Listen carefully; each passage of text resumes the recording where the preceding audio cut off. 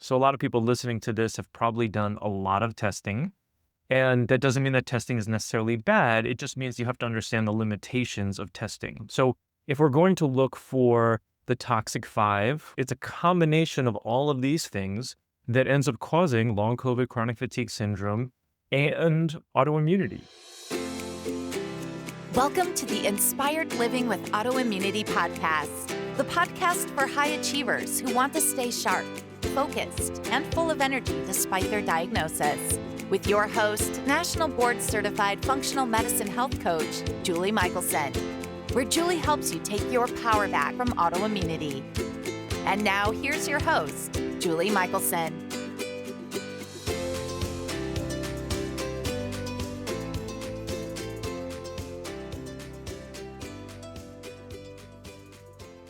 Welcome back to the Inspired Living with Autoimmunity podcast. I'm your host, Julie Houghton. In today's episode, we're talking to Dr. Evan Hirsch, a world-renowned medical expert in chronic fatigue and the creator of the EnergyMD method. Dr. Hirsch joins to talk about the root causes behind chronic fatigue syndrome and long COVID, and why traditional testing often misses the mark. If you have had COVID, and most of us had, this episode is well worth a listen. Evan, welcome to the podcast. Thanks so much for having me on, Julie. I'm so excited for this conversation because you have been focused on helping people recover energy for a long time. And so I want to dig in a little bit and first kind of differentiate, if we even need to, between, chronic fatigue syndrome, long COVID. Like sometimes for me with autoimmunity, I tell people if they're concerned because they don't have a diagnosis, I'm like, great, who cares? We're going to do the things and Right. let's get it gone. So can you walk us through a little bit of, that difference? Because there's so much overlap with autoimmunity as far as if you go through the symptoms, right? And so what is your approach? Absolutely. So long COVID is symptoms that persist after you've had a viral illness since 2020. So some people are aware that they had a viral illness. Most of the time they are. They really didn't think that it's usually more mild symptoms. And sometimes the symptoms will go away where you'll be fine for a period of time. And then a couple of weeks to a couple of months later, all of a sudden the symptoms come back. And they have to, yeah, it's very tricky. Yeah. And they have to persist for longer than 2 months, 2 to 3 months. I mean, that's the kind of the criteria right now, whether you're calling it post-acute sequelae for SARS-CoV-2, PASC, or whether you're calling it long COVID or long haulers COVID or whatever you want to call it. The fact is you had a virus, now you have persistent symptoms. And so I tell people, and you can have over 250 different symptoms. Okay. It really, exactly, right?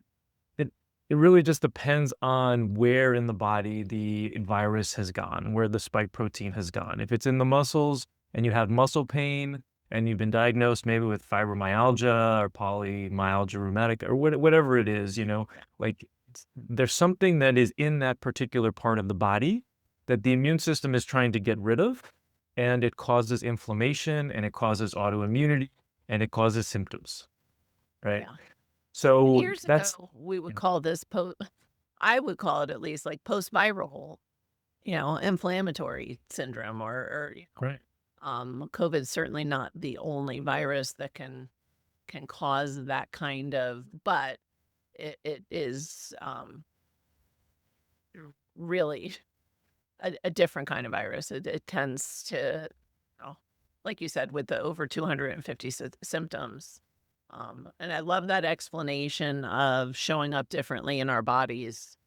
Again, just like autoimmune, why I don't care what the label is we're gonna go, through whole body healing. And so it's, and I like that you use the word weakness, right? Like but we do all tend to have ways things show up in our bodies.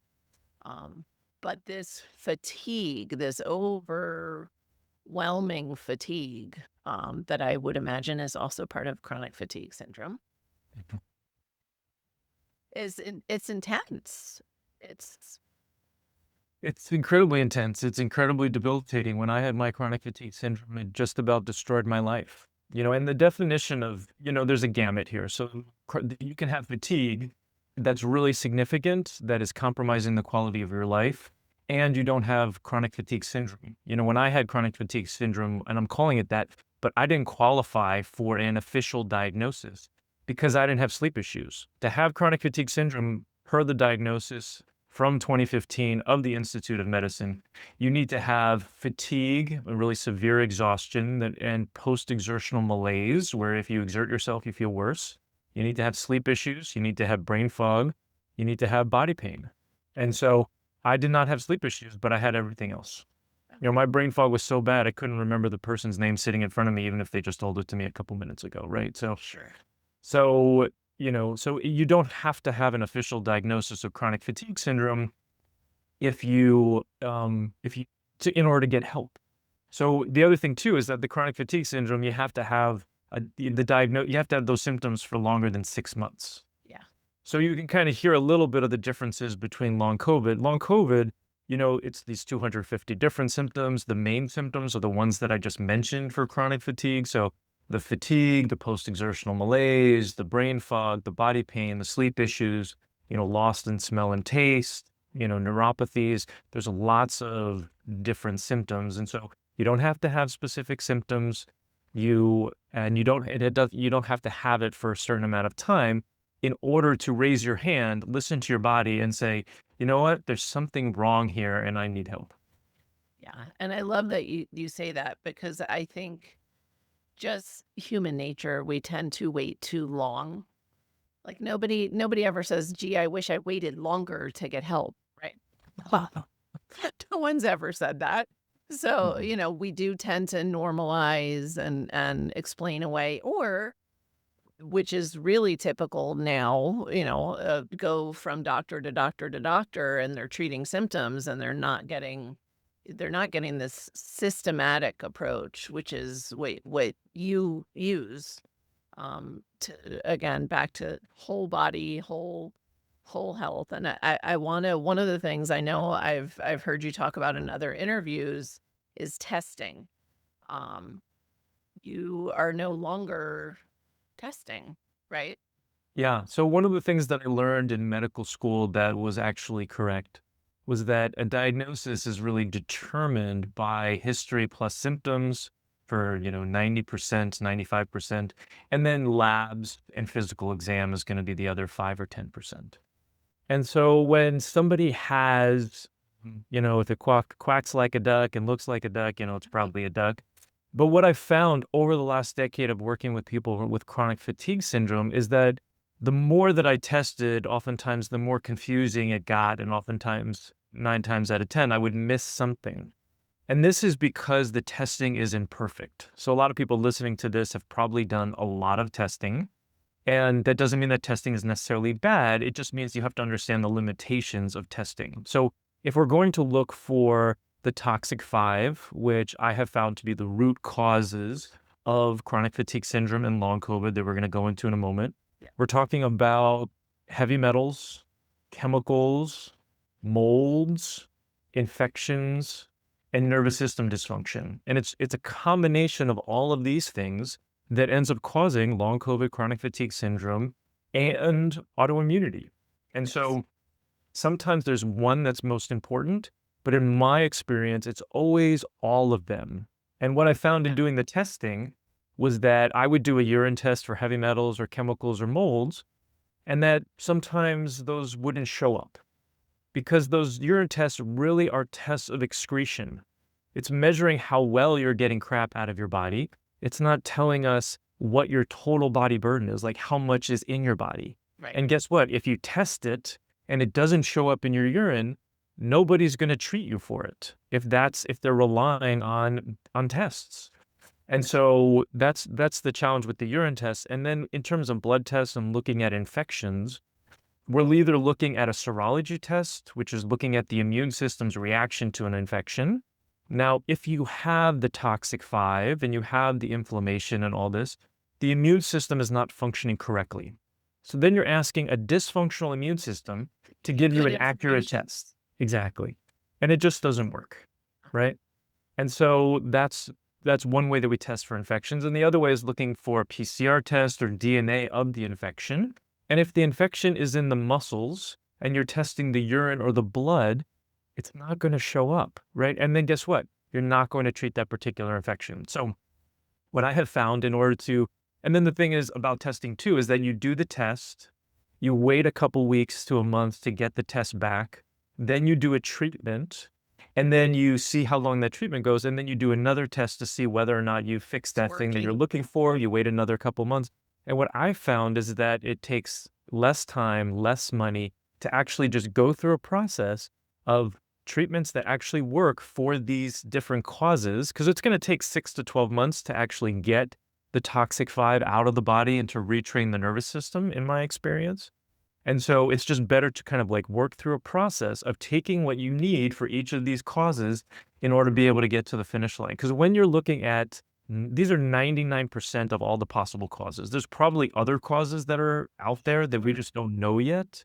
But this is like 95, 99%. And so when you're addressing all those, you have no choice but to be successful. And that's what I found.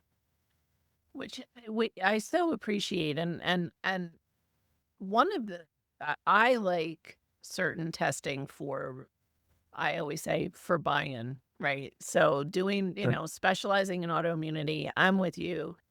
Everybody is toxic.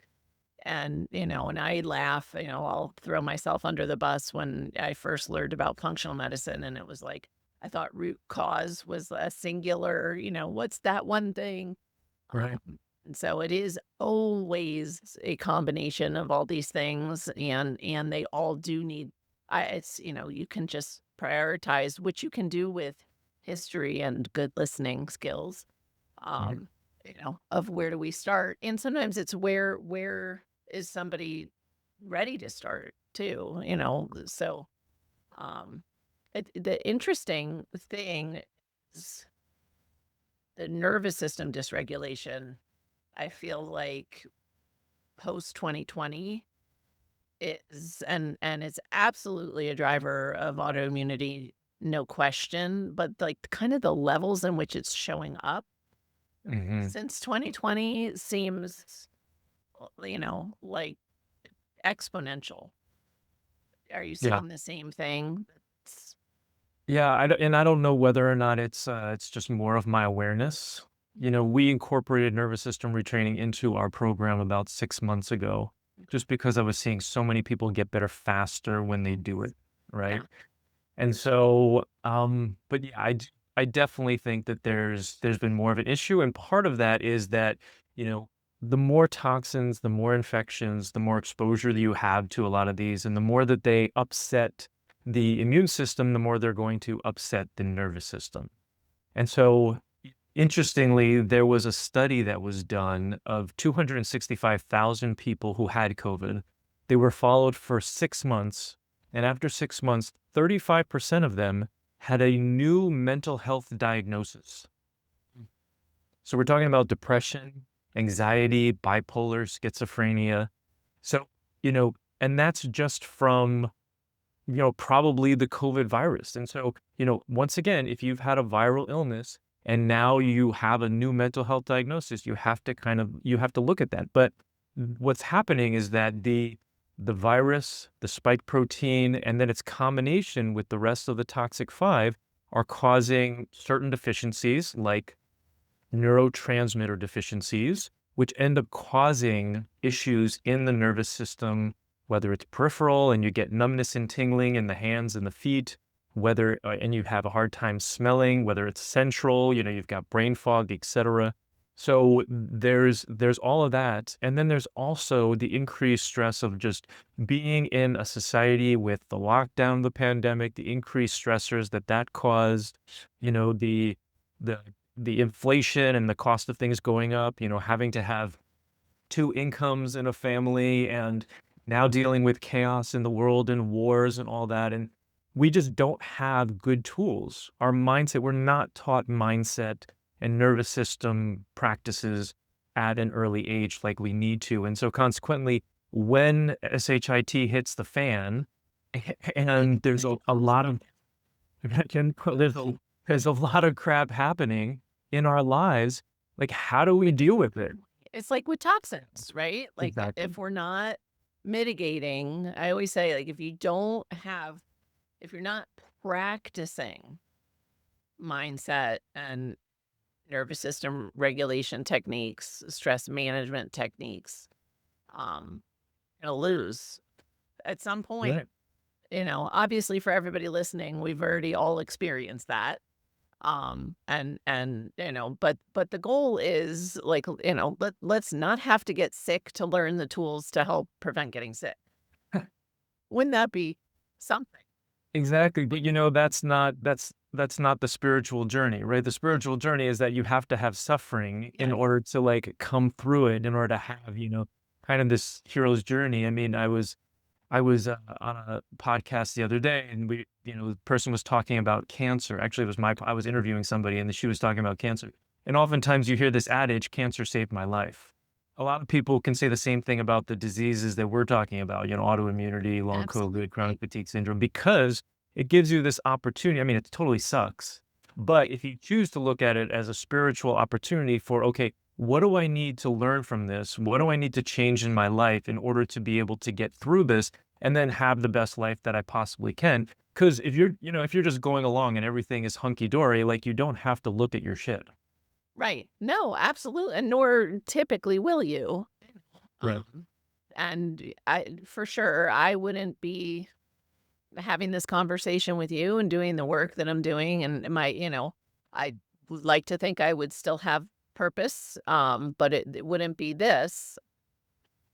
Mhm. There's so many things. And had I not shifted, I wouldn't have met my husband a decade ago. There's just so many things, and I'm sure you see the same thing I do. There is this beautiful butterfly effect.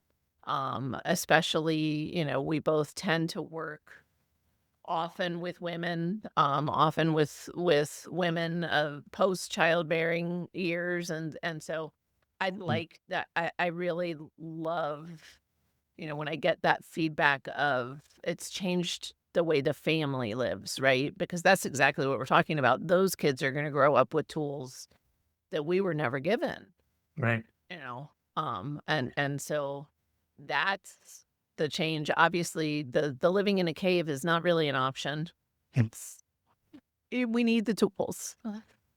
Absolutely. Yeah, and it's one of those things that's real that can be really hard for people to do, but it's free and it can make a world of difference. So it's kind of like, just start working. I've got a 4-step mindset practice that's free on my website, and do these things, and you will notice a significant improvement in your life. But it doesn't happen overnight. I mean, that's the hardest thing for humans, is that instant gratification, right? It's like, I tell people, you do it every day so that at 6 months you notice a significant difference in your life.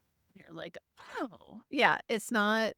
I love that you highlight that. It can take time. Although, I did just get a text from a former client who, um, definitely, has some nervous system dysregulation, and we've tried different things over the years, and recently she started using something to increase vagal tone, and we know there's free ways to do it. There's lots of ways to do it. But I recommended for her in this instance, she's already done all the other things. Of like, okay, let's try a device, and see how it works. And she just texted me this week that, like, oh my gosh, my sleep is like almost immediately. Mhm. That was because the device can last 12 hours. So, the improvement in vagal tone can last 12 hours. And so I think the difference for her was, she did, but most people aren't going to feel I always say, gosh, if I had the magic wand, I promise I would use it for all of us. Right. Right. Would be really good. Um, so are you thinking, I think the people that may have the hardest time. Well, let's talk about sorry, so many areas I want to go into. Sure. Um, for the long COVID, because some of the statistics are fascinating, and some of the what you're seeing to me is it makes perfect sense, but I think for most people it would be surprising. So the people that are typically showing up with long COVID are not necessarily the people that were really, really, really sick with COVID, right? Right, exactly. The research supports that the more mild symptoms you had, the more likely you are to get long COVID. And it's typically like 5 mild symptoms. And the reason why that happens is because you're skirting the immune system. So the immune system's distracted by the toxic five. And, it's dealing with heavy metals and chemicals and molds and infections and nervous system dysfunction. And then you get this virus. And then the immune system just doesn't see it. So the virus can come in, take up shop, inject its spike protein into the cells, and go deep, and so then you start to get these symptoms. So when you have a strong reaction to a virus, that's a very good sign. So I had somebody the other day was like, you know what? I never get sick. And I'm like, and that's why you're on this call with me, because, your immune system isn't functioning right. It wasn't just someone you ran into at a store. Right. Somebody who needed help. Exactly. This was somebody on a call to see whether we're fit to work together, and it's like, yeah, that's not necessarily a good thing. Right. Like every once in a while, once a You're year, supposed to- every other year, like your immune system sees a virus and it should kill it. You should have a strong reaction.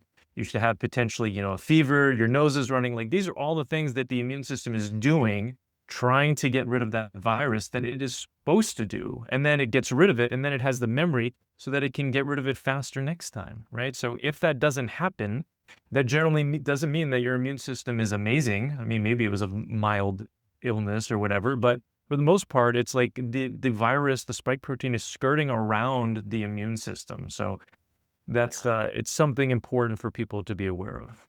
I love that you highlight that. I remember my husband used to say years ago, and it used to make me cranky when I was in my I felt so much better, but I was like living so small and careful, and holding on so tight, and I had it, because I felt better, and he kept saying, but real health is resilience. And Mhm. even in that sense of when being exposed to a virus and having that big reaction and then recovering, like Right. that's that resilience that the body is designed to have. I want to circle back to something you said that listeners may not want to pay attention to, Yeah. about, and I think of it kind of as noise, like immune system noise, right? You said, you made the comment about like, well, your body is struggling or working on the toxic five. So people that will say they felt totally fine, 4-letter F word, before they got COVID. So they may not be aware that toxic five applies to them. They may be thinking this is truly just like a viral Like issue. cocaine. Right. Yeah. Um, So the stage. but what you're seeing, it's just, again, like anybody who's coming in with autoimmune symptoms, I know that we need to go after the toxic five as well. Yeah, and sometimes it is the majority. I mean, it's the spike protein is the straw that breaks the camel's back in long COVID, right? And sometimes you can go directly at the spike protein. You can take your ivermectin and antivirals and whatever else, and you can get better.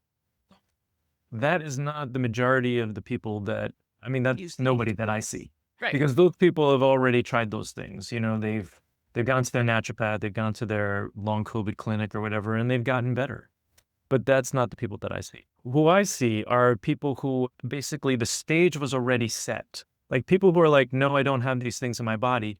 You have these things from the moment you come out of the womb. Right. There are studies to show that there's over 300 different chemicals found in baby's cord blood, like in the placenta.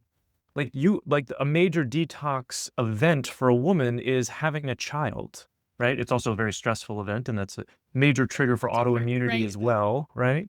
And then all the things, but Right. yeah. But women do detoxify into their children, so we already come out behind the 8 ball, and then we are exposed to, if you get mercury fillings, if you're eating fish, everything that comes out of the ocean, unfortunately, now has mercury in it. There's all these chemicals, pesticides, herbicides that we're exposed to in non-organic food. Nobody knew about organic food in the 80s, right?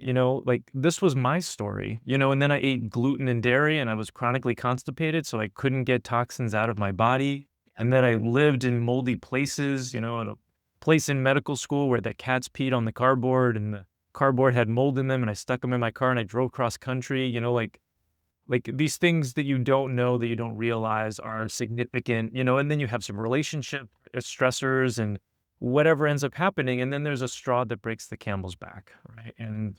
And whether it's a mental stressor, an emotional stressor, or a physical stressor, like a toxin or an infection, etc., that those become the straw that breaks the camel's back, and that ends up kind of pushing you into your symptoms. And so people need to be aware that the stage was already set. Like you might have been, because with more COVID, you're absolutely right. We're seeing more young people now who are having long COVID than we are with people with chronic fatigue syndrome. And so those young people, they're like, I was training for a marathon.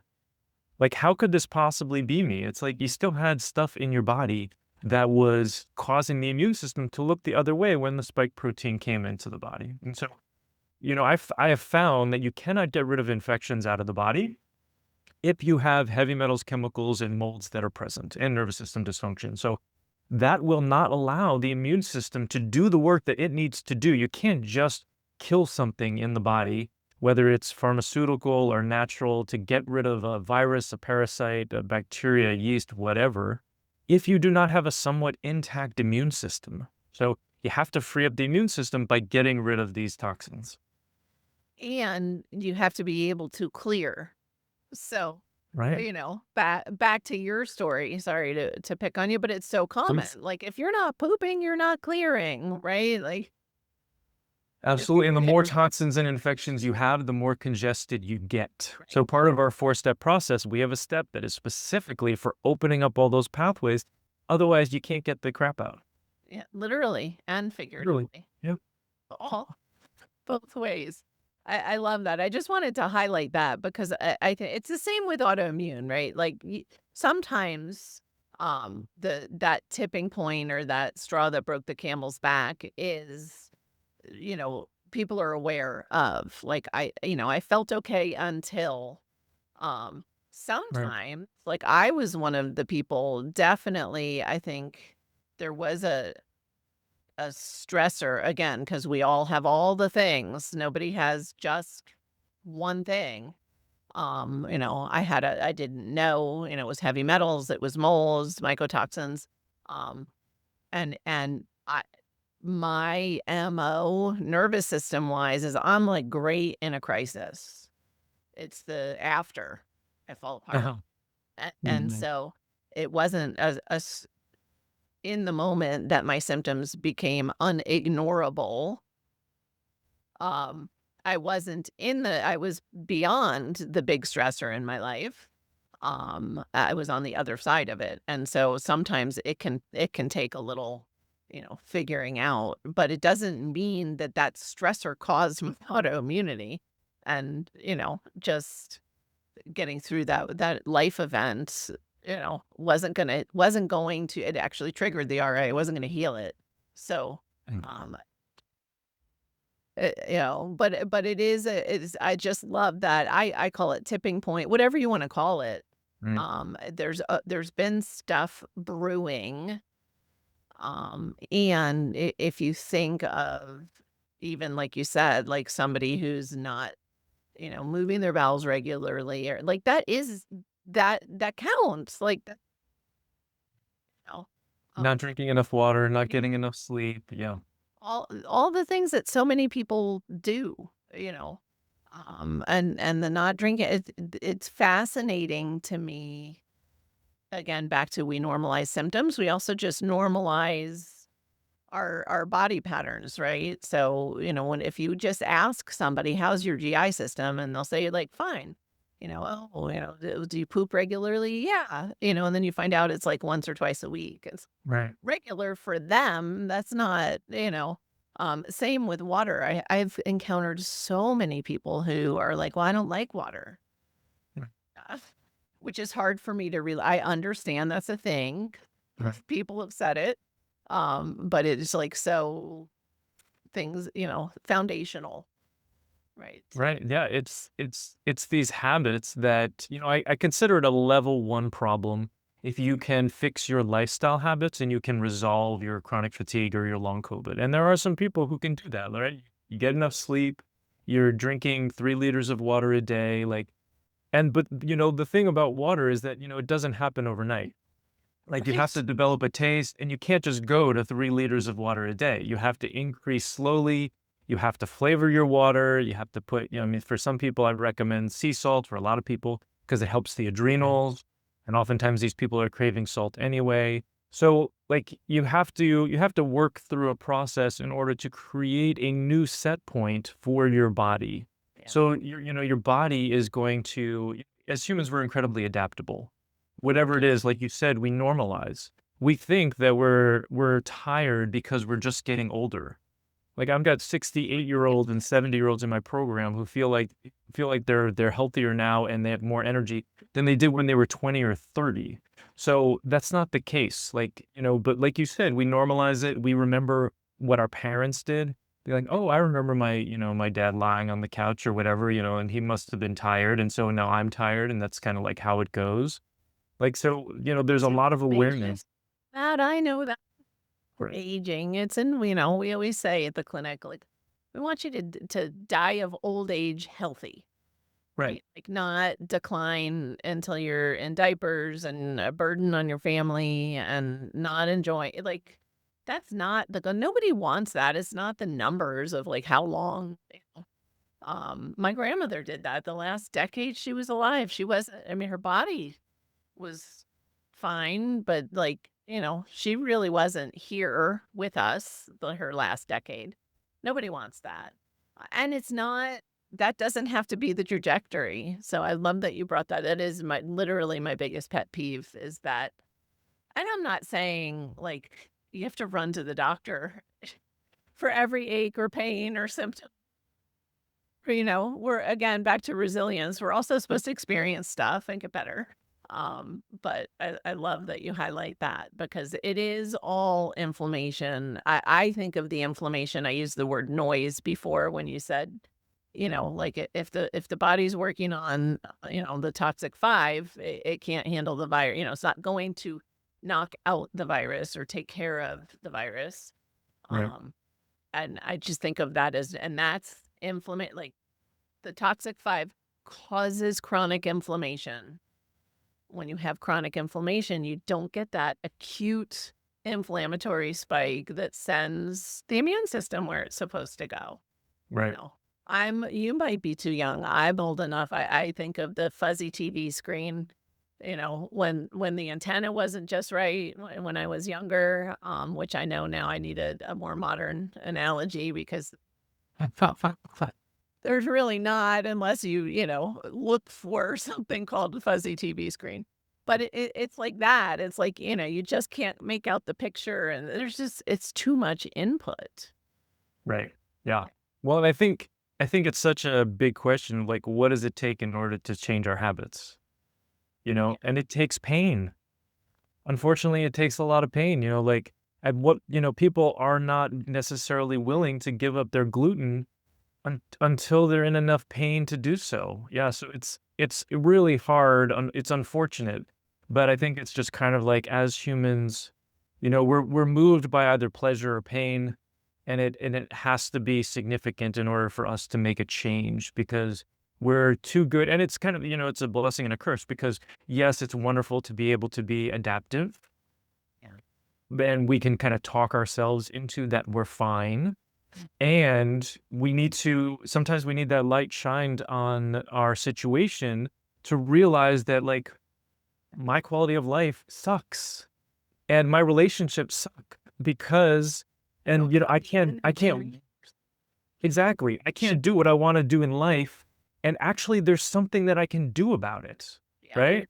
And so it takes mindfulness. And, this is coming back to like the nervous system retraining and like the mindset. Like it takes in the moment realizing, when I had chronic fatigue syndrome, I was like napping underneath my desk. I had my door locked. I had a functional medicine practice and I couldn't get myself better.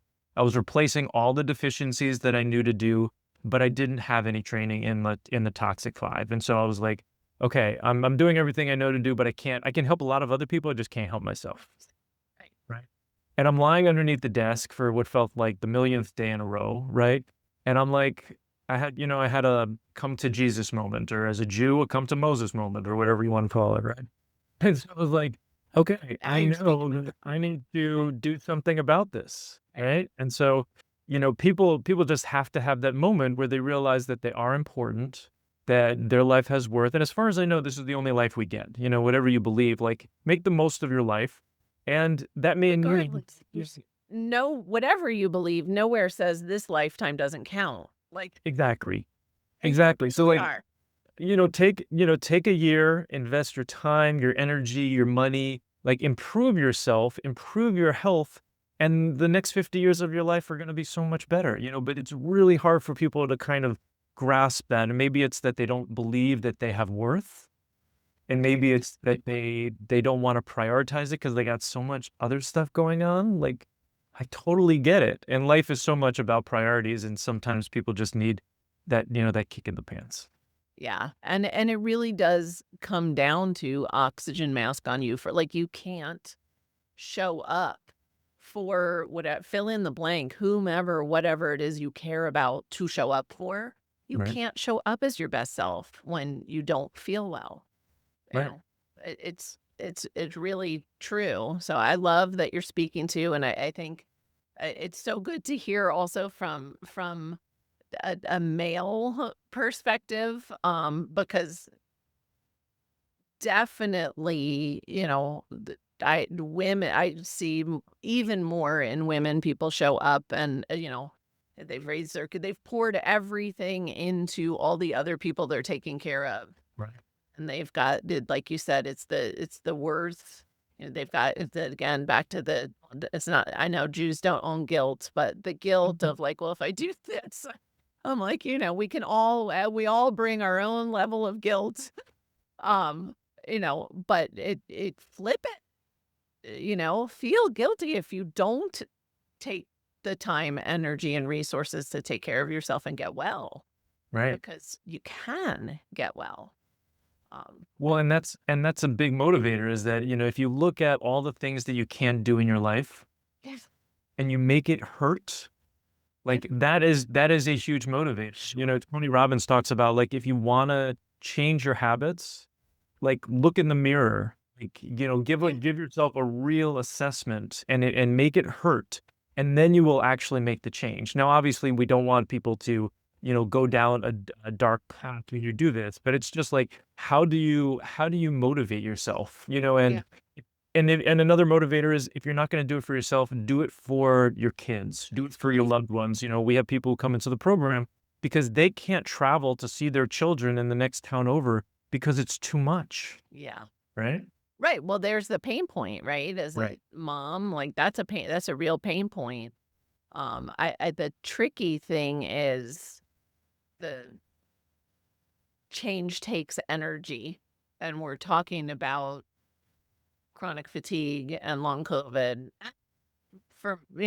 This totally fits with anybody who doesn't have either of those things, but has active autoimmune symptoms, right? That would anytime you have any kind of chronic fatigue, change can feel bigger and Right. impossible.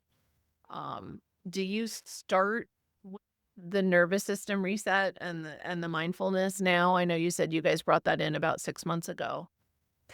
So yes, and I was going to add on that, a part of our 4-step process is to build people up first. So in step 2, we replace the deficiencies, like optimize your adrenals, your mitochondria, your thyroid, like give yourself a little uptick in energy. A lot of people join our program at like 3 out of 10 or 4 out of 10, if 10 is ideal energy.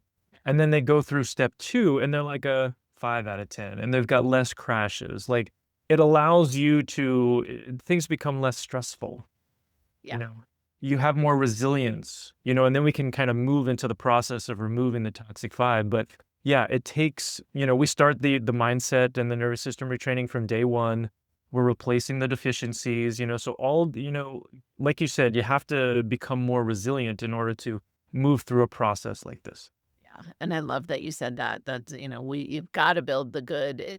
It's the sa I literally just had this conversation yesterday with a client as far as, she's ready to I had worked with her several years ago, and she kinda had fallen off track, and she's ready to make the changes, but she's at probably a I'll be generous, a 2 for Mm, energy. yeah. And, she's like, "Well, I'm going," she's focusing on food because the a lot of it she kept, but food she just eventually just wheels came off and, I said, like, "Okay, step 1 is get the good food." You can't make a swip if you don't have the thing, right? Right. It's the same, like, you can't go after a toxin or anything, an infection and whatever if you've got, like you said, these deficiencies. And I totally agree, again, no matter autoimmune, chronic fatigue, long COVID, the adrenals have to get supported. Right. They just have to. So I Yeah. love that you're starting, you have that we have the same outlook as far as, you mentioned which is one of my nobody wants to hear me talk about. Yeah. um, I find, I am like, if you have diagnosed autoimmunity, gluten is never going to be your friend. It's another area where I feel like sometimes the buy-in, like, I like to, sometimes use certain tests to show people who, I tell people, like, forget, you had your path of living, like, like an I'm sure you've always been above average, but a typical American, I've had my path. I didn't if you eat something and it bothers you, for the most part, you're gonna stop eating it. Like, if you have an acute, Right. yes, I too ate gluten my whole life Sure. until I learned that, I have celiac and I should never have been eating gluten. And I'm not saying everybody with autoimmunity has celiac, but to your what is your position on if somebody shows up because, again, without testing, or maybe they don't have an autoimmune diagnosis, um, what is your opinion on gluten since you called it out? Um, Love to eat it, hate it. No, so I don't, it's been, I don't know, 20 years. I mean, I get exposed on occasion, but I avoid gluten and dairy. But I find, it's more about what you're avoiding, when it comes to your health than I think what you're consuming sometimes. And so I want people to avoid gluten and dairy and sugar and processed foods and alcohol. And it's basically looking at, okay, what are those things that are going to compromise your ability to get well, right? So I tell people that, eating gluten is kind of like eating a sock.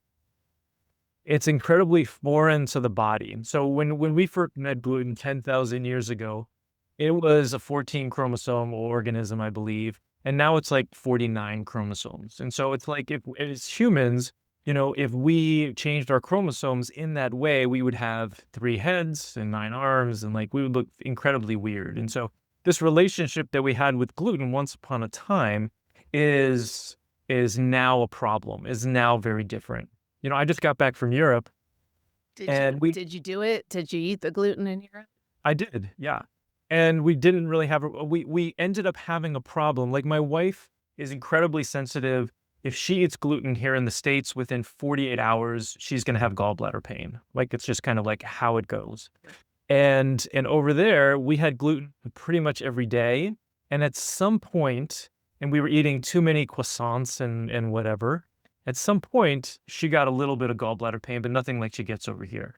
And when you look at the gluten, it's still hybridized, but it's different. It's not the dwarf wheat. There's there's different strains and whatnot. And so it's not that the original gluten is bad for us. People are like, it's in the Bible. It's got to be good for us. Like, that's emmer. That's like 14 chromosomes. Like, yes, gluten was not bad for us back then. It's what is available now that is the problem, right? And so, well, go ahead. Add to it in this country, I mean, the last thing they do when they harvest wheat is spray it with glyphosate to Right. dry it out. So, Yeah. like, is it the gluten? Is it the glyphosate? Is it it's the all of it. Yes, is the answer. And I love that you highlight that because, you know, it's totally different what was eaten even hundreds of years ago, Yeah. And even I think years ago. and it's really hard to change our diets. And so what I tell people is that just eat the same things that you're eating, but just switch to gluten-free, dairy-free. And so, if you're eating your pastas and your breads, just find good alternatives and just continue to do that right now. So many of the people that I see who are coming to see me, they're fatigued, right? And so it's just really hard for them to make these changes. And I do believe that removing the toxic five is most important, but we do have to have those lifestyle habits on board. So I am more flexible than I used to be, in terms of like, oh, you have to do an elimination diet before you come to see me. Like, I used to require people to do that when I had my functional medicine practice, right? Work first. Exactly. And it was great. It was really helpful for a lot of people, but these people that I work with now, like, they can't get better by doing an elimination diet. Like, maybe they get a small improvement, but they're at the point where we have to remove these toxins and infections and retrain their nervous Sure. system. So it's like, okay, what can I be flexible on so that it's not so stressful for people? And so it's like, okay, let's, do the best that you can. And these are the things that I recommend. I love that. The girls at the clinic say they're gonna make me a sign because it sounds so silly when I say it, but again, where my brilliant husband was right, where he used to say, it was about better, right? It was about making the better choice. And I used to too, as a coach, like, no, because I know if we do this all just, and then I realized, oh my gosh, perfectionism is one of the reasons why everybody's showing up at my door. Yeah.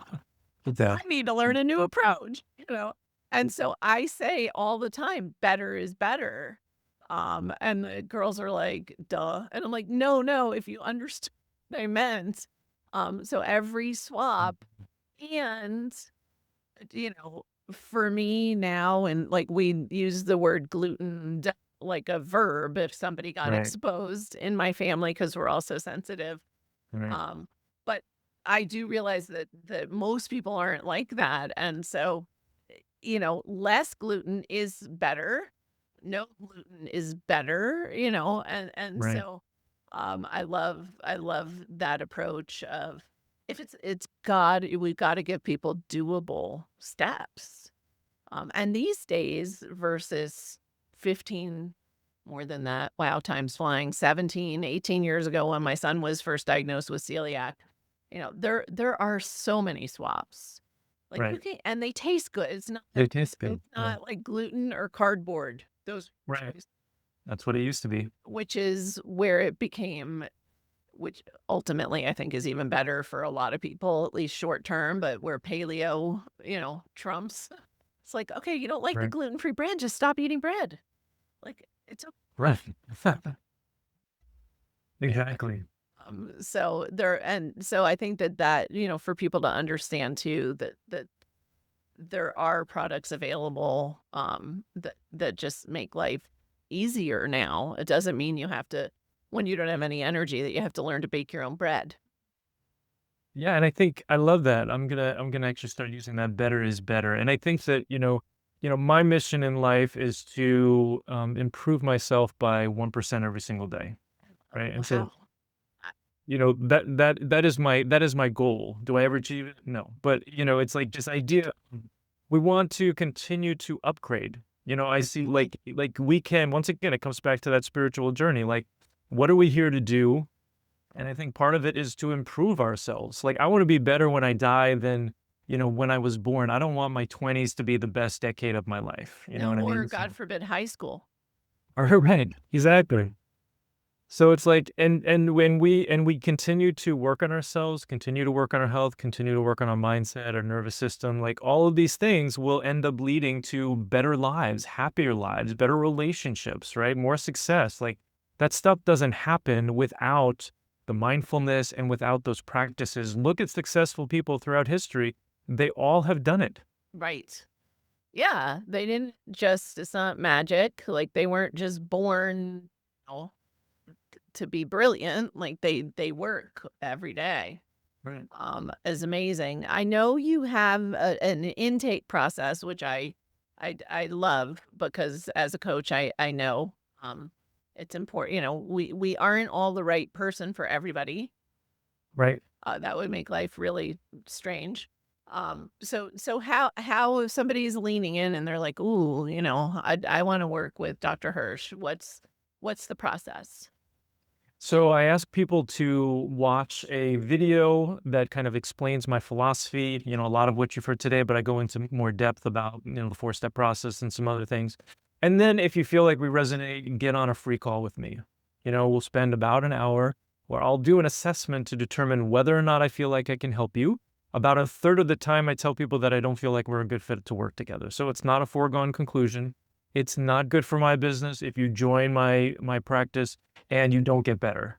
So I only want to help people that I know that I can help. So I ask you a number of questions on a forum. I ask you questions on the call. I really want to make sure that, that we're the right fit. And then if that's the case, then we can talk about what it looks like to work together. But yeah, I pride myself on my integrity. So I was going to say that's an integrous process. Yeah, and it's really important for me to say no when it's not a good fit because it's not going to serve either of us. Yeah, I love that. So here's a question listeners know I'm going to ask you as a closing note, which is what is one step that listeners can take starting today, can be anything, to support their health or improve their health? I would say it's gonna be mindset, and I would say start with gratitude. So the research is on 3 gratitudes a day can significantly change your nervous system and your mood. And so if you do not feel like you have 3 things, and it can be the same 3 things every day, but sometimes I was telling somebody was giving me feedback that they really love my thank you practice. So just saying thank you multiple times, like I do this sometimes first thing in the morning if I like wake up and I like don't want to get out of bed or I can't do my mindset practice or whatever, just say thank you until you actually feel it. And that changes, like so much of the nervous system retraining and the mindset stuff is about feeling it in your body. It's more than just the words. You have to feel it in order to Right. change your nervous system. And so thank you is just, and it's kind of like Ho'oponopono for people who are familiar. Thank you, I love you, I'm sorry. Like all these words have a lot of energy to them. But just starting off with thank you, saying thank you repeatedly until you actually feel it, and feeling gratitude for whatever you can in your life, even if it's just something small like warm beverage in your hand or your covers, or the fact you have a roof over your head. Like feel that gratitude and it can change your life. I love it. And because we've so lost touch with feeling in our body. And so brilliant. So that is the perfect time for me to genuinely say and feel gratitude for you for sharing your expertise, for stepping into this space of supporting people with long COVID. We need it, and the need is not going to get smaller. It's only getting bigger.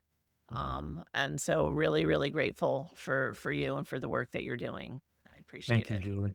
Thanks for having me on. Appreciate you. Thank you. For everyone listening, remember you can get the transcripts and show notes by visiting inspiredliving.show. Hope you had a great time and enjoyed this episode as much as I did. Thank you for listening to Julie Michelson's Inspired Living with Autoimmunity. Did you enjoy this episode? Please like, share, and subscribe wherever you listen to podcasts. If you'd like to get a transcript of this and every other episode, just head on over to inspiredliving.show or click on the link in this episode's description. There, you can also find everything we discussed in this episode, including links and information about our guest. You can even send in your questions to be answered by Julie in a future episode. That's inspiredliving.show.